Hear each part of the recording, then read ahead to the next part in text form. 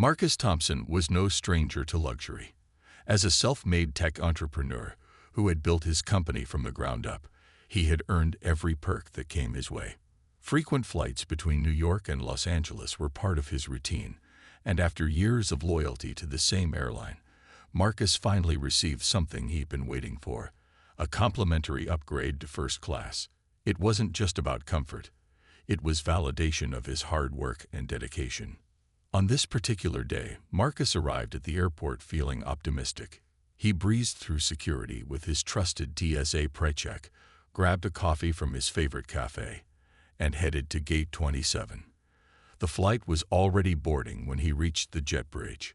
Clutching his leather carry-on bag, Marcus stepped onto the plane, ready to enjoy the spacious seats and gourmet meals that first class promised. As he walked down the narrow aisle, Marcus noticed the familiar faces of other frequent travelers. Some nodded in recognition, while others whispered among themselves. After all, Marcus wasn't exactly low profile. His face had appeared in business magazines, and his name carried weight in Silicon Valley circles. When he reached his assigned seat -1A, right by the window, he greeted his neighbor, an elderly man engrossed in a newspaper. "Looks like we're sharing the skies today," Marcus said with a warm smile. The man chuckled and replied, "Enjoy the ride." But as Marcus settled into his plush seat, adjusting his jacket and placing his bag under the seat in front of him, he sensed eyes on him. Turning slightly, he saw the flight attendant assigned to first class approaching. She was young, dressed impeccably in her uniform, but there was something off about her expression. Instead of the usual friendly demeanor expected in premium cabins, her lips pressed into a thin line, and her gaze flickered over him with unmistakable judgment. "Excuse me, sir," she began, her voice clipped. "May I see your boarding pass?" Marcus handed it over without hesitation, assuming it was standard procedure. But instead of scanning it quickly and moving on, the flight attendant held it up close to her face, scrutinizing it as though searching for flaws. Her eyebrows furrowed slightly before she looked back at Marcus. "Are you sure this is correct?" she asked, her tone laced with skepticism. Marcus blinked, caught off guard. "Yes, Mom," he replied calmly. "I believe so. Is there an issue?" For a moment, she didn't respond. Instead, she glanced around the cabin, her eyes darting toward the other passengers seated nearby. Then, almost reluctantly, she muttered, "Just making sure." With that, she moved on, leaving Marcus unsettled. Something about her behavior felt wrong, unnecessarily cold and intrusive. Still, Marcus tried to shake it off. Maybe she was having a bad day, he thought, or perhaps she was new and nervous. Whatever the reason, he decided not to let it ruin his mood.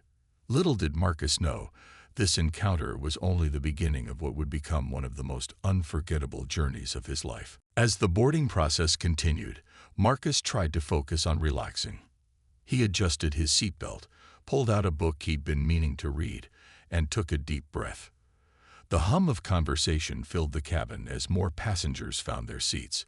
But just when Marcus thought the tension with the flight attendant had passed, she reappeared, this time with an unmistakable air of irritation.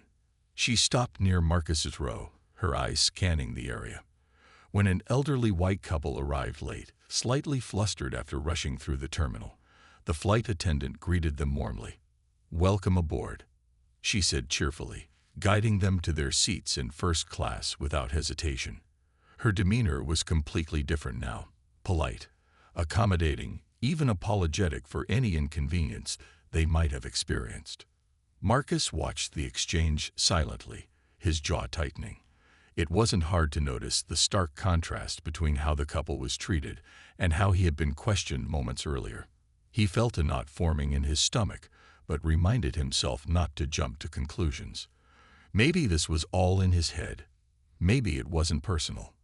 But then the flight attendant turned back toward him, her lips curled into what could only be described as a forced smile, though her eyes remained cold. "Sir," she began, her voice louder than necessary, "I'm afraid there's been some confusion. You'll need to move to economy." Marcus froze, staring at her in disbelief. "What do you mean?" he asked, keeping his tone calm despite the rising frustration bubbling inside him. "My ticket clearly says first class. I've already settled in." The flight attendant hesitated, glancing around as if seeking support from her colleagues. Finally, she stammered, "Well, we're overbooked in first class. Economy is where you'll be more comfortable." "More comfortable?" Marcus repeated, his voice steady but tinged with disbelief. "Are you telling me that because of overbooking, I'm being moved while others stay?" Before she could respond, a man sitting across the aisle, a well-known Hollywood director named Greg Hartley, spoke up. "Excuse me," Greg said firmly, leaning forward in his seat. "I saw this gentleman board with a first-class ticket. If anyone should be moved, it should be based on who boarded last, not whatever this is." The flight attendant flushed red, clearly unprepared for pushback. "Sir, please understand, these decisions aren't mine to make," she replied, avoiding eye contact. "But Mr. Thompson will have to relocate." Other passengers began murmuring among themselves, sensing the unfairness of the situation. One woman leaned over and whispered loudly enough for everyone to hear, "This doesn't seem right. Why single him out?" Despite the growing chorus of objections, the flight attendant stood her ground, or rather, doubled down. She called for a supervisor, who arrived promptly but offered little resolution. "We apologize for the inconvenience, Mr. Thompson," the supervisor said with rehearsed politeness, "but we'll need you to move to economy. We can offer you a voucher for your trouble." Marcus clenched his fists under the pretense of adjusting his jacket. A voucher. For being humiliated in front of dozens of strangers, for being singled out because of the color of his skin. He wanted to argue further, to demand answers, but he knew it wouldn't change anything in that moment. Reluctantly, he gathered his belongings, ignoring the sympathetic glances from fellow passengers, and followed the staff to his new seat in economy. The walk down the aisle felt endless. Every step weighed heavily on him, each pair of eyes watching him go, amplifying the humiliation. When he finally reached his cramped seat near the back of the plane, he sank into it, feeling both defeated and furious. This wasn't just about comfort or convenience, it was about respect. And Marcus realized then that this incident wasn't going to end here. Something inside him stirred, a determination to ensure this kind of treatment never happened again, to him or anyone else. Once he was settled, or as settled as one could be in a middle seat with barely enough legroom to cross his ankles, Marcus pulled out his phone. His hands were still trembling slightly from the anger and embarrassment that had surged through him during the ordeal. But instead of letting those emotions consume him, Marcus decided to channel them into action. He opened his camera app and began recording. "Hi, everyone," he started, his voice calm but firm. "My name is Marcus Thompson, and I just experienced something on this flight that I can't ignore. I'm a loyal customer of this airline, and today I had a first-class ticket. But when I boarded, I was singled out by a flight attendant who questioned whether I belonged in premium seating. Despite having a valid ticket, I was told I needed to move to economy because they were overbooked. Meanwhile, others, including people who arrived late, were allowed to stay in first class without issue." As he spoke, Marcus made sure to keep his tone measured, avoiding any language that might come across as aggressive or accusatory. He wanted facts to speak for themselves. Holding up his boarding pass to the camera, he continued, "This isn't about comfort or convenience. This is about being treated unfairly because of the color of my skin. And unfortunately, this isn't the first time something like this has happened. Not to me, and certainly not to others." Before ending the video, Marcus added, "I'm sharing this because silence only allows these kinds of behaviors to continue. If you agree that discrimination has no place in air travel or anywhere else, please share your thoughts. Let's hold companies accountable for how they treat their customers." With that, he posted the video to his social media accounts. Marcus had always been active online, using his platform to discuss entrepreneurship, innovation, and occasionally issues of racial inequality. But nothing he'd ever shared before had sparked such an immediate reaction. Within minutes, comments began pouring in. Friends, followers, and even strangers expressed outrage at what had happened. Some shared similar stories of bias they'd faced while traveling. Others tagged the airline directly, demanding answers. The post quickly gained traction, spreading far beyond Marcus's usual audience. Influencers with massive followings picked it up, amplifying the message. Journalists noticed too, reaching out to Marcus for interviews. Hashtags like #JusticeForMarcus and #AirLineracism started trending on Twitter and Instagram, drawing attention from around the world. By the time the plane landed in Los Angeles, Marcus's phone was buzzing nonstop with notifications. When he stepped off the aircraft, reporters were waiting for him near the gate. Cameras flashed, microphones were thrust toward him, and questions came rapid fire. What happened on the flight? Do you plan to take legal action? How do you feel about the airline's response so far? Marcus took a deep breath, steadying himself. He knew this moment was bigger than him now. Smiling faintly despite the whirlwind, he said simply, "Thank you all for standing with me. This isn't just my story. It's a reminder that we need to keep fighting against prejudice wherever it exists. Stay tuned, because this isn't over yet." And with that, Marcus walked away, leaving behind a scene of chaos and curiosity. Little did anyone know, he was already planning his next move. A move that would shake the airline industry to its core. The viral storm surrounding Marcus's story forced the airline into damage control mode almost immediately. Within hours of his social media post, the company released a generic statement on their official channels. "We are aware of the concerns raised by Mr. Thompson and deeply regret any discomfort caused," it read. "Our team is actively investigating the matter to ensure that all passengers receive the respect and service they deserve." At first glance, the apology seemed sincere enough, carefully worded, polite, and professional. But Marcus wasn't fooled. He'd seen this playbook before, corporations issuing vague statements designed to placate public outrage without actually addressing the root problem. And sure enough, leaks from inside the airline soon confirmed his suspicions. A former employee reached out to Marcus anonymously, sharing internal emails that painted a troubling picture.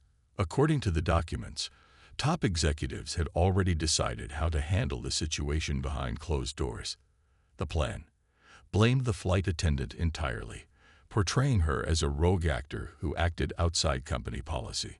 They would fire her publicly to demonstrate accountability, while quietly sweeping the broader issue of systemic bias under the rug.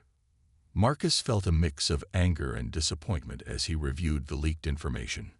This wasn't just about one bad employee. It was about a culture that allowed such behavior to happen in the first place. The airline's leadership wanted to make it seem like they were taking responsibility, but their actions told a different story. Firing one person wouldn't fix years of neglecting complaints about discrimination or failing to implement meaningful training programs for staff. Determined not to let them off the hook so easily, Marcus called an emergency meeting with his closest advisors, a small group of trusted friends and colleagues who had supported him throughout his career. Among them were lawyers specializing in civil rights cases, tech innovators skilled at creating viral campaigns, and journalists eager to dig deeper into corporate hypocrisy. "We need something bold," Marcus said as they gathered around his dining table late that night. "Something that forces them to confront the real issue instead of hiding behind empty apologies." One of his friends, a marketing expert named Sarah, leaned forward thoughtfully. "What if we create a fake startup?" she suggested. "Something that looks legitimate, like a solution to their PR nightmare. Pitch it directly to their executives, get them excited about it, and then expose them when they bite." The room fell silent for a moment as everyone processed the idea. It was risky, yes, but also brilliant. If executed properly, it could shine a spotlight on the airline's refusal to address racism meaningfully. Plus, it had the potential to go viral again, keeping the pressure on until real change occurred. Marcus nodded slowly, a determined smile spreading across his face. "Let's do it," he said. "But we'll need to move fast and make it convincing. This has to feel real enough that they don't see it coming." Over the next few days, the team worked tirelessly to bring the plan to life. They named the fake startup SkyQuity, positioning it as a cutting-edge platform designed to revolutionize customer service in the aviation industry. Using AI-powered tools, SkyQuity claimed it could identify and eliminate biases among airline staff through immersive training modules and data-driven insights. They created sleek promotional materials, complete with mock testimonials, case studies, and even a polished website. By the time everything was ready, Marcus announced on social media that he would reveal his next steps soon. "Stay tuned," he wrote cryptically. "The fight for justice isn't over yet." His followers buzzed with speculation, eagerly awaiting what he had planned. Meanwhile, unbeknownst to the airline, its executives were about to walk straight into a trap, one that would force them to reckon with the very issues they tried so hard to ignore. Securing the meeting with the airline's executives wasn't as difficult as Marcus had anticipated. After his viral post and the subsequent media frenzy, the company was desperate to repair its damaged image. When Marcus reached out through his lawyer, proposing a solution in the form of SkyQuity, the airline jumped at the opportunity. To them, it seemed like the perfect way to show the public they were taking meaningful action against discrimination. On the day of the pitch, Marcus arrived at the airline's sleek corporate headquarters dressed impeccably in a tailored navy suit. His team accompanied him, each member playing a specific role. Sarah handled the technical aspects of the presentation, while another friend, David, posed as an investor backing the project. The atmosphere inside the building was tense but polished, with glass walls reflecting the sunlight and employees walking briskly between meetings. As they were ushered into the conference room, Marcus couldn't help but notice how eager the executives looked, leaning forward slightly in their chairs, notepads ready, pens poised. The head of customer relations, a middle-aged man named Richard, greeted Marcus warmly. "Thank you for coming in, Mr. Thompson," he said, his tone overly friendly. "We're excited to hear about your proposal. It sounds innovative." Marcus smiled politely, masking his true intentions. "I'm glad to be here," he replied. "This is something I believe can make a real difference, not just for your airline, but for the entire industry." With that, the presentation began. Sarah took the lead, explaining how SkyQuity used artificial intelligence to analyze interactions between staff and passengers. She described advanced algorithms capable of detecting subtle signs of bias, such as tone of voice or body language, during routine operations. Animated slides showed hypothetical scenarios where flight attendants received instant feedback after problematic encounters, helping them correct their behavior in real time. David chimed in next, discussing the financial benefits of implementing SkyQuity. "Not only will this reduce complaints and potential lawsuits," he explained, "but it'll also improve customer satisfaction scores, which directly impacts your bottom line." He flashed a confident grin, knowing exactly what these executives cared about most: profit. As the pitch continued, Marcus watched the room closely. At first, the executives nodded along enthusiastically, clearly impressed by the apparent sophistication of the program. One woman even whispered to her colleague, "This could be huge for us." But Marcus knew the real test would come when he revealed the truth, and he waited patiently for the right moment. Finally, after nearly an hour of discussion, Marcus stood up to deliver the closing remarks. "Before we wrap up," he began, his voice steady and commanding, "I want to share why this project is so personal to me." He clicked a button on the remote, and the screen behind him switched to footage from the infamous flight, the same video he posted online weeks earlier. The room fell silent as the clip played, showing the flight attendant questioning Marcus's presence in first class and later demanding he move to economy. When the video ended, Marcus turned back to face the stunned executives. "This isn't just a theoretical problem," he said, his tone sharp but controlled. "It happened to me. And despite your public apology, nothing has changed. You're still trying to scapegoat one employee instead of addressing the systemic racism within your organization. For a moment, no one spoke. The executives exchanged uneasy glances, some shifting uncomfortably in their seats. Then Richard cleared his throat, attempting to regain composure. "Mr. Thompson, I assure you." But Marcus cut him off. "Save it," he said firmly. "Skyquity doesn't exist. This whole pitch was designed to expose your hypocrisy. If you truly cared about equality, you'd invest in real solutions, not PR stunts." The tension in the room was palpable. Marcus pressed record on his phone, capturing every reaction as the executives realized they'd been caught red-handed. Within minutes, the live stream went live, broadcasting their embarrassment to the world. What had started as a business meeting had transformed into a reckoning, one that would force the airline to confront the consequences of its actions. The moment Marcus hit go live on his phone, the room erupted into chaos. The executives, who had been seated confidently just moments before, now looked like deer caught in headlights. Some stared at Marcus in disbelief, their faces flushed with embarrassment, while others frantically whispered to one another, trying to figure out how to salvage the situation. Richard, the head of customer relations, was the first to break the silence. "Mr. Thompson," he stammered, his voice trembling slightly, This isn't necessary. We're committed to making changes. You have our word." But Marcus didn't flinch. He stood tall, his expression unwavering as he addressed the group. "Your word means nothing unless it's backed by action," he said firmly. "For years, passengers like me have spoken up about discrimination.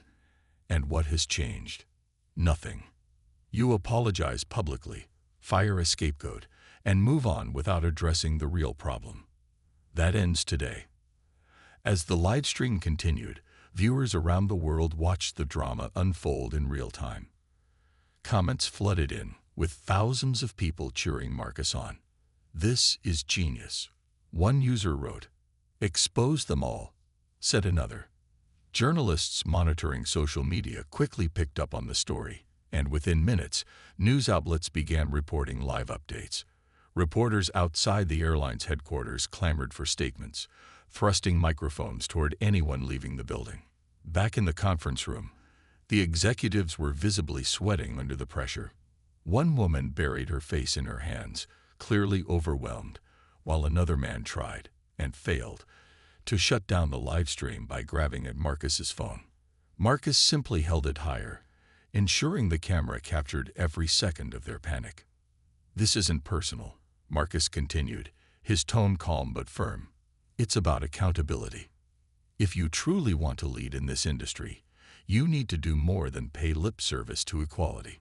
You need to invest in real training, hire diverse leadership teams, and create systems that hold employees accountable for discriminatory behavior. Until then, your apologies are meaningless." The final blow came when Marcus played audio clips from leaked internal emails. The voices of senior executives echoed through the room, discussing plans to blame the flight attendant entirely while ignoring systemic issues. Gasps filled the air as the damning evidence confirmed what many had suspected all along. The airline had no intention of enacting meaningful change until forced to do so. By the time Marcus ended the live stream, the damage was done. The video had already racked up millions of views, reigniting public outrage against the airline. Social media exploded with hashtags like #ExposeTheTruth and #AccountabilityNow, further amplifying the call for justice. Passengers shared their own stories of bias and mistreatment, adding fuel to the fire. Calls for boycotts spread rapidly, with influencers urging their followers to switch to competing airlines. Outside the corporate office, reporters swarmed employees exiting the building, bombarding them with questions. What's next for the company? How will you address these allegations? The executives, once polished and composed, now appeared disheveled and defensive, offering vague promises of reform without providing concrete details. That evening, Marcus returned home to find messages pouring in from supporters across the globe. Celebrities tweeted endorsements of his bravery, activists praised his boldness, and everyday people thanked him for standing up against injustice. Even former employees of the airline reached out privately, sharing additional stories of discriminatory practices they'd witnessed or experienced firsthand. Though exhausted, Marcus felt a renewed sense of purpose. He knew the fight wasn't over. It would take sustained effort to ensure lasting change. But he also knew he'd struck a critical blow. By exposing the airline's hypocrisy, he'd not only held them accountable, but also inspired countless others to demand better treatment. For Marcus, this wasn't just about revenge. It was about creating a world where no one else would have to endure what he had. And as he scrolled through the endless stream of supportive messages, he realized something powerful. The movement he'd sparked was only just beginning. The fallout from Marcus's livestream was swift and merciless. Within hours, the airline found itself at the center of a media firestorm unlike anything it had ever faced. News anchors dissected every detail of the expose, replaying clips of the executives' stunned reactions and highlighting damning excerpts from the leaked emails. Social media users relentlessly mocked the company, turning its logo into a symbol of corporate hypocrisy. Memes circulated widely, with captions like, "When you try to fake accountability, but get caught," and "Skyquity," the startup that didn't exist but changed everything. As public outrage grew, so did tangible consequences for the airline. Major corporations that relied on the carrier for business travel began reconsidering their partnerships. A prominent tech firm announced it would suspend its contract until the airline demonstrated meaningful reforms. Loyalty program members flooded customer service lines, demanding refunds or threatening to cancel their memberships altogether. Even frequent flyers who had once praised the airline's service now expressed hesitation about booking future flights. Facing mounting pressure, the airline scrambled to issue yet another statement. This time, however, the tone was markedly different. Instead of vague promises, the CEO himself appeared in a televised address, visibly shaken as he admitted the company's failures. "We have let our passengers down," he said solemnly. "Our response to this incident has been inadequate. And for that, I take full responsibility." He went on to announce sweeping changes, including mandatory anti-bias training for all employees, the establishment of an independent oversight committee to investigate discrimination claims, and compensation packages for victims of bias. But the most shocking announcement came when the CEO revealed his resignation. "It is clear that new leadership is needed to restore trust and guide this company toward true equality," he stated before stepping away from the podium. His departure marked a turning point, not just for the airline, but for the broader aviation industry, which suddenly found itself under intense scrutiny. Meanwhile, Marcus became an unexpected global icon. Invitations poured in from talk shows, conferences, and advocacy groups eager to hear him speak about his experience. He accepted some, using each platform to amplify the message of accountability and equity. During one particularly memorable appearance on a popular morning show, Marcus addressed skeptics who questioned whether his actions were too harsh. "This wasn't about revenge," he explained. "It was about exposing a system that thrives on silence. If we don't hold these companies accountable, nothing will change." His words resonated deeply, sparking conversations far beyond the airline industry. Other sectors, from hospitality to retail, began reevaluating their own practices, fearful of becoming the next target of public backlash. Civil rights organizations seized the momentum, launching campaigns to push for stronger protections against discrimination in public spaces. Behind the scenes, Marcus worked tirelessly to ensure his efforts translated into lasting impact. He partnered with legal experts to draft legislation aimed at preventing racial profiling in air travel. Together, they lobbied lawmakers to introduce bills requiring airlines to adopt transparent reporting systems for bias-related incidents. At the same time, he collaborated with tech innovators to develop real tools, inspired by the fictional Skyquity, that could genuinely help combat prejudice in customer service roles. Despite the whirlwind of attention, Marcus remained grounded.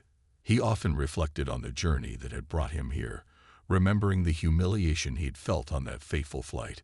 It reminded him why this fight mattered, not just for himself, but for everyone who had ever been made to feel less than human because of the color of their skin. By the time the dust began to settle, the airline had implemented many of the promised reforms, though Marcus knew vigilance would be key to ensuring they stuck. For now, however, he allowed himself a moment of quiet satisfaction.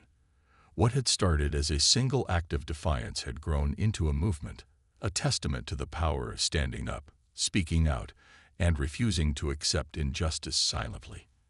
And as Marcus looked ahead, he realized this was only the beginning of a much larger mission to create a fairer, more equitable world. Months after the explosive events that turned his life upside down, Marcus found himself sitting on a park bench in Los Angeles, watching the sun dip below the horizon. The city buzzed around him, cars honking, joggers passing by, children laughing. But Marcus felt a rare sense of calm. He had spent so much time fighting for justice, exposing hypocrisy, and demanding change that he hadn't paused to reflect on how far he'd come. Now, as the golden light bathed the world in warmth, he allowed himself to take it all in. The airline, once stubbornly resistant to reform, was now being hailed as a model for progress in the industry. Under new leadership, they had implemented sweeping changes. Diverse hiring practices, mandatory anti-bias training programs developed with input from civil rights organizations, and transparent reporting systems to track discrimination complaints. Independent auditors regularly reviewed their policies to ensure compliance. While Marcus knew perfection was impossible, he couldn't deny the tangible difference these efforts had made, not just for passengers like him, but for employees who deserved better too. But Marcus's impact extended far beyond one airline. His bold actions had ignited a ripple effect across industries.